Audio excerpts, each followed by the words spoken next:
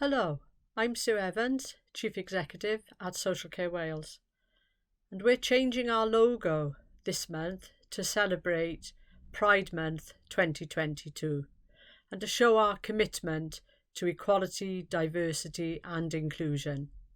We're very proud to stand shoulder to shoulder with members of the LGBTQ+ community and are committed to celebrating diversity and inclusion and to tackling unfair discrimination wherever we see it.